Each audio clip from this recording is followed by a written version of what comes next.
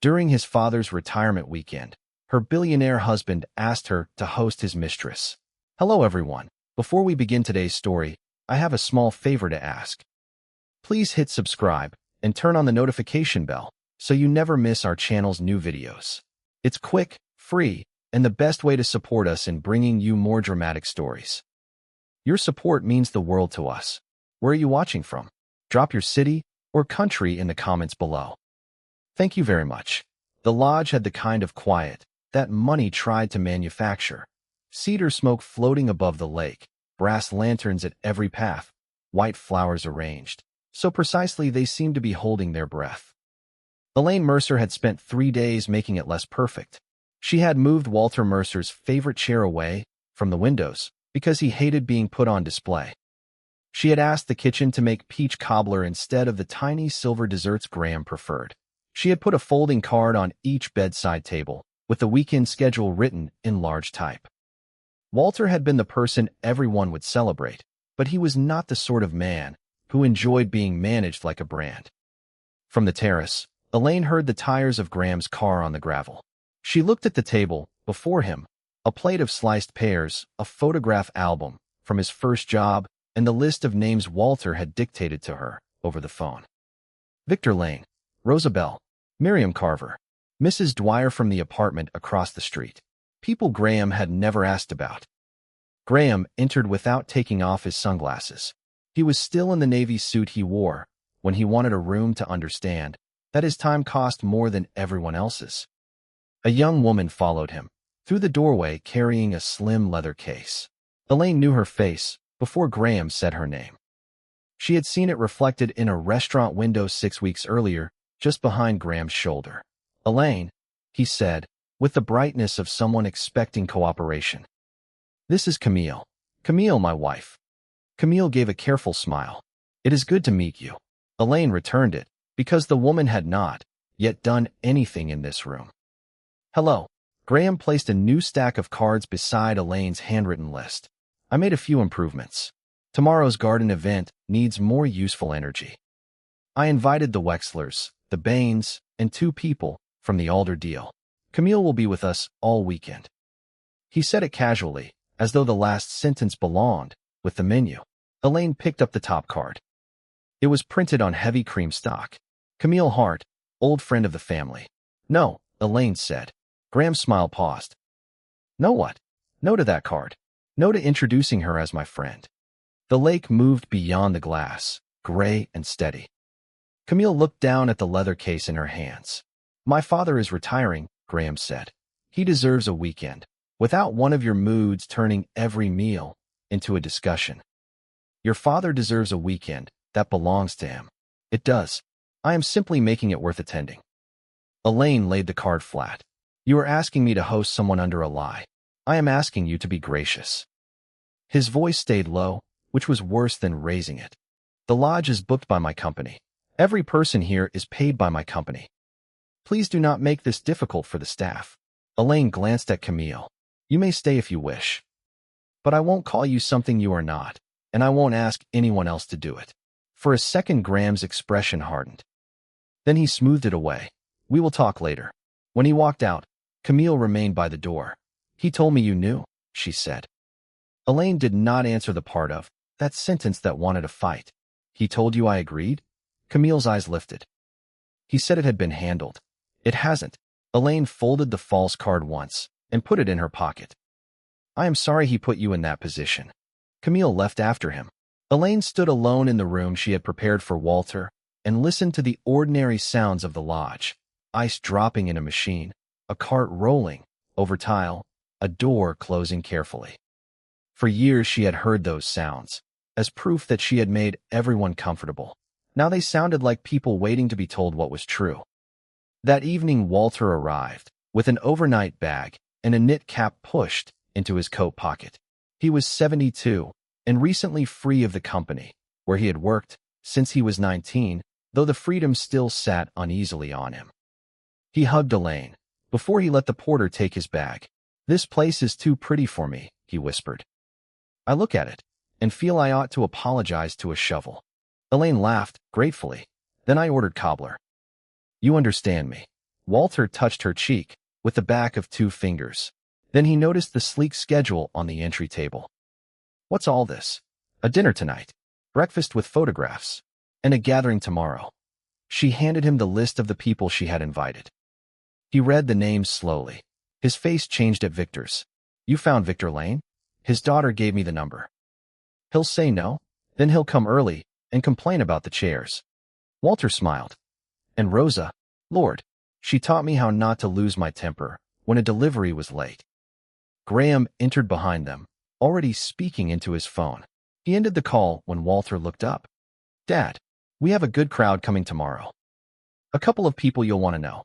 Walter held up Elaine's list. I already know the people I want to know. The smile on Graham's face became thinner. Of course, we can have both. Walter nodded, unaware of the tension. As long as nobody makes me give a speech. Elaine watched Graham put his hand on his father's shoulder. It looked affectionate from across the room. It also looked like possession. Later, after Walter went upstairs, Elaine took the revised cards to the small office off the lobby. Graham had left his tablet open on the desk. Beside it was a seating chart filled with investors and polished strangers. Walter's former foreman was gone. So was Rosa. In their places were names followed by the companies they represented. There was a note at the bottom in Graham's handwriting. Walter retirement. Legacy relationship opportunity. Elaine read it twice. The affair hurt, but this was larger than hurt. Graham had taken a man who wanted to thank the people who had made his life and turned him into an occasion. She sat down, opened her own laptop, and began dialing the numbers from Walter's list. Victor answered on the 4th ring. If this is a fundraising call, I already gave at the office. It is Elaine Mercer, Walter's daughter-in-law. There was a pause. Is he all right? He is. He is retiring, and he would like to see you tomorrow. The plans are changing a little.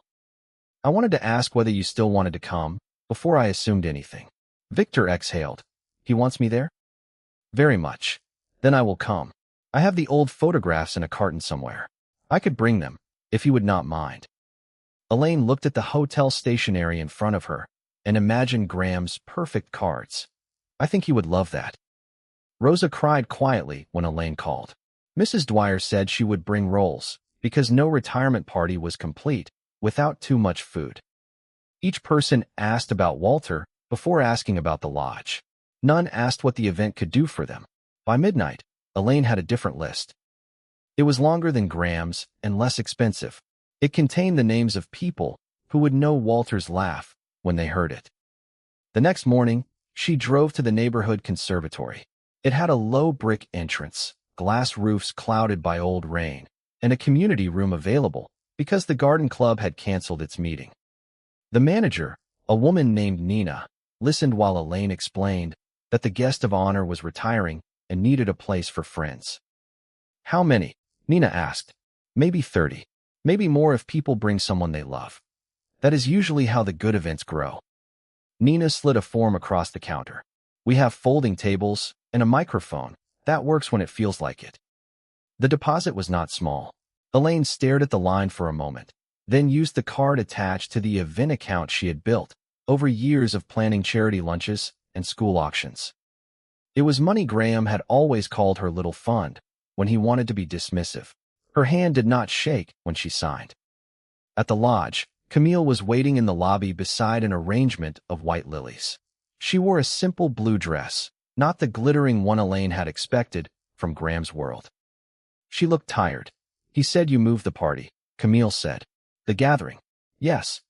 Because of me? Elaine considered the trap in the question. Because of the guest list.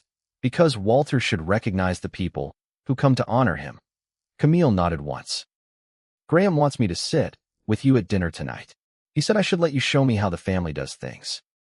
I won't be doing that. I don't understand what you want from me. Nothing. Elaine's answer surprised them both. You can leave. You can stay and be introduced by your own name, if Walter is comfortable with that. You can speak to Graham about what he asked you to do. Those are your choices. But I am not going to teach you a lie and call it hospitality. Camille looked toward the drive, where Graham's car shone under the pines. He said you preferred appearances. Elaine almost laughed. Instead, she said, I did. I have for a long time. That is why I know what it costs. Camille held the leather case tighter. Did he tell you we were coming? He told me you were his old friend. The color left Camille's face. Elaine saw then that Graham's lie had been designed to divide them before they had a chance to speak. She would not help him finish it. I am going to check on Walter, Elaine said. If you need a car, the desk can arrange one. If you stay, you do not have to explain yourself to me. Just do not ask me to explain you. That afternoon, Graham found her in the service corridor reviewing a catering bill. The corridor smelled of coffee and detergent. It was the first place all day without flowers. You booked a public greenhouse? He asked. A conservatory. Walter likes gardens. You are turning my father's retirement into a church social. Your father's friends are coming. My guests are coming too. People with whom I need to speak. Then speak to them another day. His jaw tightened. You don't get to redirect an event I paid for because you are upset with me. I am not redirecting it. I am restoring it. Fine. I will cancel the cars, the caterer, the rooms. You can explain to Dad why his weekend became a potluck in a rented room. For a moment, Elaine saw exactly what he wanted her to see.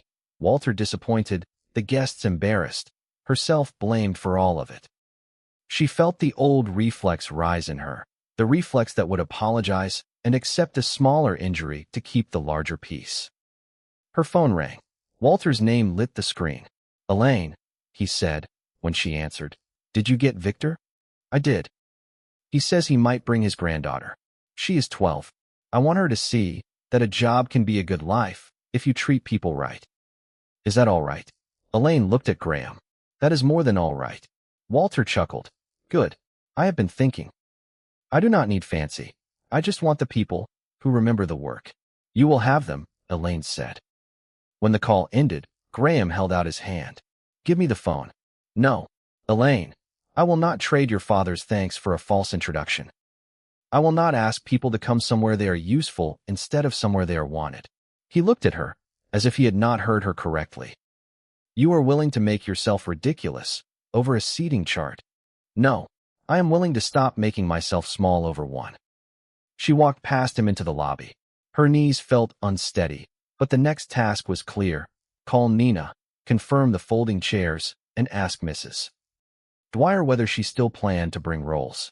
That night, Elaine took 2 schedules to Walter's room. He sat by the window in socks, looking through Victor's old photographs. In one, a younger Walter stood beside a truck, with his shirt sleeves rolled to his elbows, grinning as though somebody had just told a good joke. I forgot that truck, he said. I hated that truck. Elaine sat across from him and placed the 2 pages on the table. Walter, I need you to choose something. He studied the first page. The investor dinner. The reception. Names he did not know. Then he read the second. Breakfast with photographs. Conservatory gathering. Friends and former colleagues. This one is mine, he said, touching the second page. Yes. And the other one. Elaine took a breath. Graham's plan. There is also a guest he is asked to attend under a description. That is not true. I do not want to speak for you. I only need to know whether you want anyone welcomed under a false name at your retirement. Walter looked at her for a long time. No. His voice was quiet. No, I do not. Nobody should have to pretend they belong to me. Elaine felt her eyes sting. Then I will send the conservatory invitations in your name. Do that. He picked up his phone. And I will call my son. I am retired. It may be time I learned to use the word no too. Walter made the call, with Elaine in the room, not because he needed an audience, but because he had asked her to stay. Graham answered on the second ring. Dad, I was just looking for you. I hear the plans changed, Walter said. Elaine has made some emotional decisions. I will sort it out. Walter's eyes moved to Elaine, then back to the photograph in his lap. No, you will leave it alone. Tomorrow is at the conservatory. Victor Lane and Rosabelle are coming. That is what I want. There was a silence, so complete that Elaine could hear the heating system click behind the wall. I have people coming for you, Graham said. You have people coming for yourself. That is different.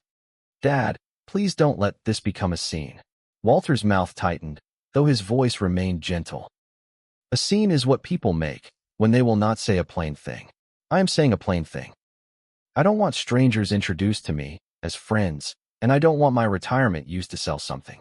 You can have your meetings on Monday." He ended the call before Graham could answer. His hand rested on the phone for a moment. "I should have said that years ago," he said. Elaine reached across the table. "You said it now." At dinner, the long table gleamed with candlelight. Graham had filled the empty investor places with 2 senior executives from his company and their spouses. They were polite people, dressed for a weekend that had become less certain by the hour. Camille sat halfway down the table in blue, her hands folded beside her plate. Elaine took the chair nearest Walter. The first course arrived. Someone asked Walter how he felt about retirement. He told a story about locking himself in a supply closet on his first week at the warehouse and being rescued by Rosa, who had laughed so hard she dropped her clipboard. The table laughed with him. For several minutes, it felt like an ordinary dinner. Then Graham stood with his wineglass. "Before we eat," he said, "I want to thank everyone for making the trip. My father built more than a company. He built a name people trust.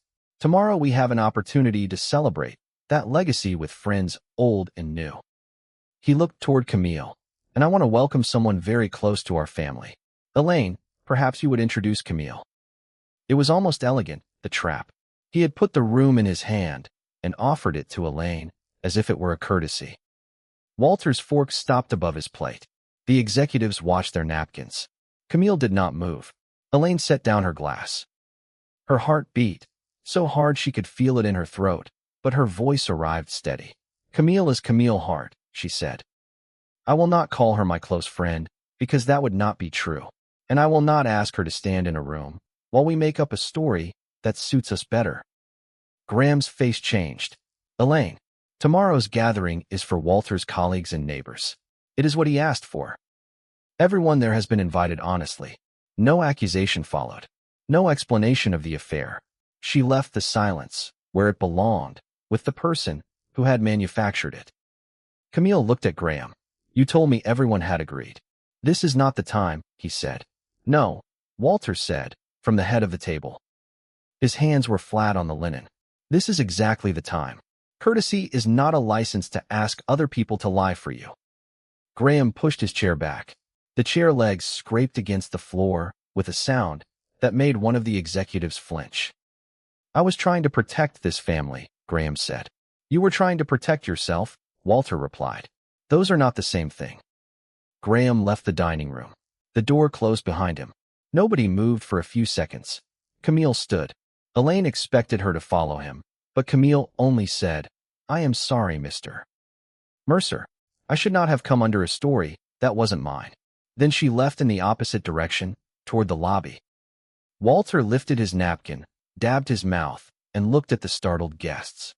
"Now," he said, "someone tell me whether the cobbler survived all this." The room released a weak laugh. The dinner did not become easy, but it became possible. One executive asked Walter about his first winter at the warehouse. Walter told him. Elaine did not have to rescue the conversation. She only had to let it be honest. The next morning began before dawn. Elaine loaded borrowed folding tables into Nina's conservatory with 2 volunteers from the neighborhood association. Mrs. Dwyer arrived with 3 aluminum pans of rolls and immediately took command of the coffee urn. Victor came carrying the promised carton of photographs, his granddaughter beside him, with a camera around her neck. "I told her Walter was the first boss who ever learned my wife's name," Victor said. "She didn't believe me. I believe you now," the girl said, serious as a judge. Elaine smiled. "He will be glad you came." The conservatory was not grand. Its painted floor had scratches, and one of the greenhouse windows was patched with cloudy glass. But sun spilled through the roof in long green-edged squares. The tables filled with food people had brought because they wanted to. Photographs appeared on a corkboard. Walter in muddy boots. Walter with a baby on his shoulders. Walter at a picnic beside people whose names Graham had removed from the list. When Walter arrived, he stopped just inside the door. His old foreman wrapped him in a hug that nearly knocked off his hat. Rosa kissed his cheek and told him he still owed her a stapler. Mrs. Dwyer scolded him for losing weight. The room rose around him, not in applause, but in recognition. Elaine watched Walter's face break open. For years, she had seen Graham command rooms with ease. This was different. No one was impressed by Walter's address or his net worth. They were glad he had existed beside them. Graham arrived an hour later, with the two investors in dark coats. They paused at the entrance, uncertain among the folding chairs and serving dishes. Graham looked at Elaine, as though he expected her to restore the plan, with one nod. She did not nod. Walter saw him and walked over. "You came. Good. Take a plate." One investor extended a hand. "Mr. Mercer, congratulations. Graham has told us so much about your legacy." Walter shook his hand. "Then he can tell you less. You should meet Victor. Victor taught me how not to ruin a cruise day, because I wanted something fast." He led the investors toward the photograph board. Graham stood still for a breath, looking at Elaine. In that look was anger, disbelief, and perhaps the first small knowledge that he could not purchase his way back into this story. Elaine took the microphone when Nina tapped it twice, and it agreed to work. "Walter doesn't want a formal program," she said. "He only asked that anyone who speaks tell the truth and keep it brief enough for lunch." The first stories were funny. Victor described Walter backing a truck into a snowbank and pretending he had meant to test the tires. Rosa described Walter staying late when her son was in the hospital, then returning the next morning with a bag of oranges because he had not known what else to do. A former apprentice spoke about the day Walter corrected him, without humiliating him in front of the crew. Each story made Walter laugh, then look down. Elaine saw that the attention was difficult for him. She also saw that it was real. No one had been paid to remember. At last, Elaine held the microphone toward him. "You don't have to speak." Walter took it anyway. He looked over the room, at the women with paper plates, the men with their old work hands, the children standing on chairs to see. "I had a job for a long time," he said. "I thought that was the important thing. Then I got older and realized the job was just where I met the people who made the years matter." He looked at Victor, then Rosa, then Mrs. Dwyer. "A career isn't measured by who sits near power. It is measured by who you treated like they mattered when you didn't need anything from them." The microphone squealed. Everyone laughed again. Walter handed it back to Elaine, relieved. Graham did not clap at first. Then, slowly he did. After the guests had gone, and the last rolls were packed into foil, Elaine found Camille in the empty conservatory. She had come alone and stood by the photo board, looking at a picture of Walter and a dozen young workers covered in dust. "I didn't know whether I should come in," Camille said. "You didn't interrupt anything. I saw Graham leave the lodge this morning. He said he was going to fix it." She gave a sad, short laugh. "That seems to be how he describes making everyone else cooperate." Elaine waited. "I am not asking you to forgive me," Camille said. "I should have asked more questions. I wanted to believe the version where nobody was being hurt because it made my life easier." "That is yours to deal with," Elaine said, not cruelly. "I know." Camille nodded. "I won't come to another family event under a lie. I am not going to let him use me as proof that this is normal." Elaine looked at the picture again. "Then don't." Camille wiped at one eye and smiled without happiness. "You don't hate me. Hating you would still make you part of the work he asked me to do. I am done doing his work. That was all. It was not friendship, and it was not absolution." Camille left through the greenhouse doors, carrying her own choice with her. Graham was waiting at the lodge when Elaine returned. The flowers from the previous day had begun to brown at their edges. He stood in the sitting room beside a brochure for a private villa in Tuscany, as though a destination could repair the shape of a conversation. "I booked this for us," he said. 2 weeks. No staff, no family, no people trying to make a point. We can start over." Elaine put her keys on the table. "You think the problem is that people saw you uncomfortable. The problem is that you humiliated me in front of my father. No, the problem is that you asked me to humiliate myself for you." He looked away. "I made mistakes. You made plans. You made a guest list that erased the people who mattered to your father. You told Camille I had agreed to a lie. You asked me to make it pleasant." Elaine felt the old fear, but it no longer made her quiet. "That is not one mistake. That is a pattern you expected me to manage. So what? You are leaving because of a party? I am leaving the lodge tonight. I will stay with my sister for now. We can talk about our marriage when we can both tell the truth without using another person as cover. Graham's expression closed. You are overreacting. Maybe, but I get to decide what I will live with. She carried her suitcase to the car herself. It was not a grand exit. She forgot a sweater in the closet and had to go back for it. The porter offered to help, and she thanked him, but said no. The lake was dark by the time she drove away. She did not know what her marriage would become. She knew only that the silence inside it had stopped being safe. 3 weeks later, the old workshop on Harlan Street smelled of sawdust, soup, and raincoats. Walter had agreed to host a monthly lunch there for retired workers and apprentices looking for mentors. Victor brought his granddaughter. Rosa brought a stack of handwritten phone numbers. Mrs. Dwyer brought rolls, because some traditions required no debate. Elaine had made simple invitation cards. No Mercer logo, no foundation name, no photographs of smiling donors. Just the time, the address, and a line that read, "Come if you want to. Bring a story if you are willing to share one." Walter stood beside her as the first guests entered. He wore the knit cap from the lodge, though the room was warm. "You gave me a retirement weekend. That felt like mine," he said. Elaine adjusted the card table. "You chose it. You made room for me to choose it. There is a difference." She looked through the open doors at the people arriving. Some came carrying casseroles. Some came empty-handed. A few paused on the threshold, uncertain whether they belonged, until someone inside called their names. Elaine smiled at the next guest. "You are welcome," she said. And because no one had been asked to pretend, the words meant exactly what they said. The first lunch became a second lunch, because Victor called 4 people who had missed the first one. The second became a standing date, because Rosa found 3 retired women who wanted to meet younger apprentices and tell them what work had been like before everything lived on a screen. Elaine did not name it a program. She made coffee, unlocked the workshop, and kept a notebook of the things people asked for: a ride to a medical appointment, help reading a pension letter, someone who knew how to replace a broken porch step. The requests were small enough to be ignored by a large company, and important enough to change a week. Elaine learned not to answer every one herself. When Mr. Alvarez asked whether anyone could take him to the pharmacy after his knee surgery, she asked the room who had time. 2 hands went up.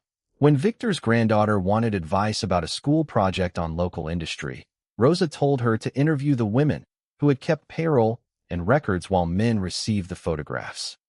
Elaine listened more than she arranged. One rainy afternoon, Walter arrived carrying a cardboard box. He set it on the workbench and pulled out old employee newsletters, safety certificates, handwritten thank you notes, and a framed photograph from his first crew. "I thought we could put these on the wall," he said. Elaine opened the frame. In the picture, Walter stood beside a dozen men in identical work shirts. At the edge, half obscured by a stack of lumber, was a young Rosa holding a clipboard. "Only if Rosa says yes," Elaine told him. Walter looked embarrassed. "Of course, I should have known that. You know it now." Rosa arrived 10 minutes later. Walter showed her the photograph and asked whether she wanted it displayed. She studied it, with a smile that was not quite fond. "Not without the names," she said. "And not if you call me the office girl. I was payroll supervisor." Walter nodded. Payroll supervisor. They spent an hour writing names on a card beneath the frame. By the time they finished, the photograph had become less about Walter than about a roomful of people who had kept one another working. Elaine looked at it and thought of the false place card that still sat in the bottom drawer of her desk. One paper had tried to make a person fit a story. This one made space for everyone who had been there. Graham called that evening. Elaine saw his name while she was putting soup into containers for the next day's lunch. She let it ring once, twice, then answered. "I am glad you picked up," he said. "What do you need?" His pause was familiar. He had always expected her to soften a question before he answered it. "I spoke to an attorney. I want this handled fairly. Then have your attorney contact mine. Elaine, I am trying to talk to my wife. You can talk to me about practical matters, but I am not meeting you alone to decide which version of the truth is easiest for you." He breathed out. "I have ended things with Camille. Elaine stood very still. The news carried no relief. It was another fact he had placed in her hands and expected her to make meaningful. That is between you and Camille, she said. Don't you care? I care that you learn to make choices without handing the consequences to someone else. I care that your father has a peaceful retirement. I care about what happens next for me. I cannot make your decision important by rewarding it. His voice sharpened. So there is nothing I can do? There are many things you can do. You can be honest with the people you have hurt. You can stop treating an apology as a transaction. You can get help if you mean to change. None of that gives you control over my answer. For a long moment, neither of them spoke. I was afraid, Graham said finally. It was the first sentence he had offered. That did not sound rehearsed. I was afraid of being ordinary, of not being the person who took the company further than Dad did. Elaine closed the container and put it in the refrigerator. Being afraid does not make you dangerous. Asking other people to disappear so you do not feel afraid does. He said he understood. She did not tell him whether she believed it. When the call ended, she sat at the kitchen table and let herself shake. Boundaries did not make grief disappear. They only stopped grief from becoming a job she performed for someone else. Walter came by the following Saturday with a bag of peaches. He found Elaine at the workshop writing invitation cards. She had rented a small apartment near her sister with a narrow balcony and a view of an alley, but the workshop had become the place where her thoughts settled. Graham told me you spoke, Walter said. Elaine looked up.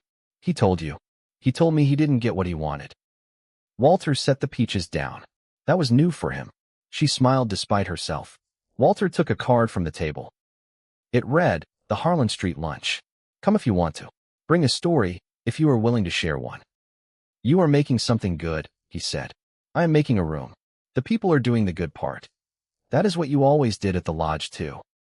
I just did not see that you were being asked to do it for people who did not deserve it. Elaine put down her pen.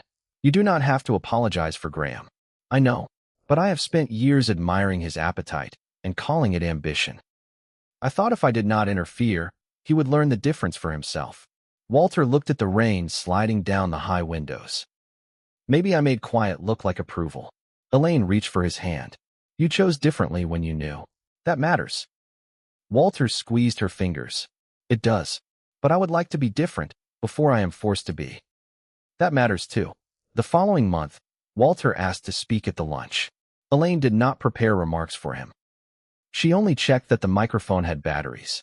When everyone had found a chair, he stood beside the photograph wall and told them he was starting a small fund for trade school tools. It would not carry his name. A committee of former workers and apprentices would decide how it was used. Victor raised his hand. Why no name? Walter smiled. Because I had my name on enough things. This is for the people who need the tools. Rosa folded her arms. And who chooses the committee? You do, Walter said. Not me. The room laughed, but Rosa's face softened. Elaine felt something open in her chest. Walter was not seeking redemption through a donation. He was practicing the same consent he had asked for at the conservatory, letting the people affected decide what welcome looked like. Afterward, Victor's granddaughter stayed behind to help Elaine stack chairs. She was 13 now, or perhaps had always been 13, and simply seemed older in the workshop light. Can I ask something? She said. Of course. Did you win? Elaine looked toward the photograph wall. Walter and Rosa were arguing over whether an old company truck had been blue or green. Mrs. Dwyer was handing leftover rolls to a young apprentice with 2 jobs. Nothing in the room resembled victory, as Elaine had once imagined it. No headline, no stunned crowd, no person brought low. I don't know if that is the right word, she said. I stopped agreeing to something that was hurting me. Then I helped make a place where people could choose to come honestly. The girl considered that. That sounds better than winning. Some days it does. When the last chairs were folded, Elaine locked the workshop and stood beneath the awning. Across town, Graham's lawyer was working through numbers and documents. Somewhere else, Camille was building a life that did not require Elaine's permission. The future was not tidy. It had no polished schedule, no perfect seating chart, no promise that every person would become who they should have been. But Elaine had stopped confusing tidiness with peace. She had stopped calling silence grace.